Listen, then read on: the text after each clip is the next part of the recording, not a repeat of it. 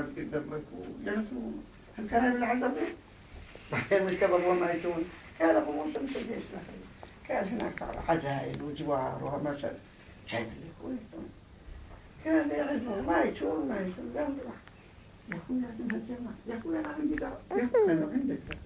سوي لك شويه مساحه نسوي لك ايش لازم عاد لك قال لي عزمه بس يلا ما يتون بس هو قاعد حزين وإذا بقيت تزمهم من عورت على مشي زمت تروح تداوي الهواء ماشي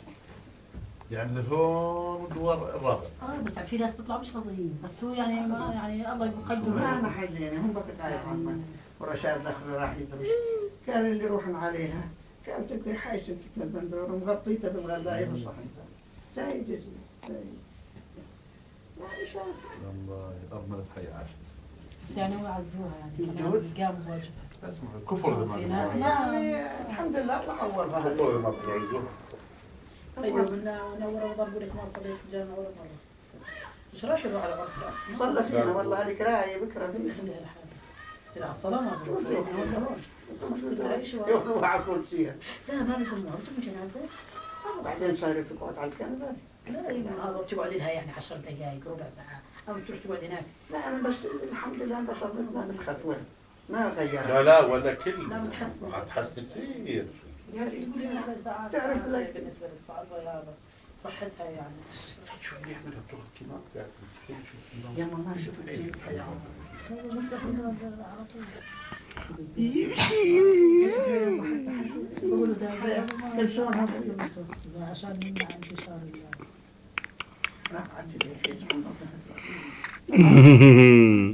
كنا ضعامل بصرها انا تعرف شو يعني وحده مش عارفه هذا انا بقول يا ريت ما كانت في الوقعه لا ما قلنا وقعت وقت الدو ختام تعرفوا نسيب كان نسيب متوفى أقول هذا حرام خذوه على أمريكا شهر 6 وراح على أمريكا وقعد شهر ورجع قال لي أنا حفل بعد 10 أيام حازم حازم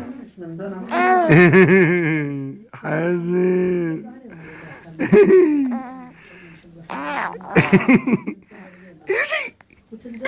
عبابيد وحلوة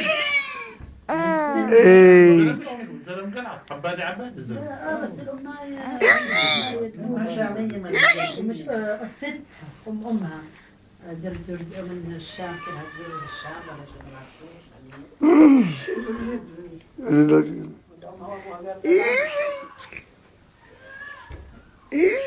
اليوم سارحة معه طولش حسب الغريب كيف تطلع طلب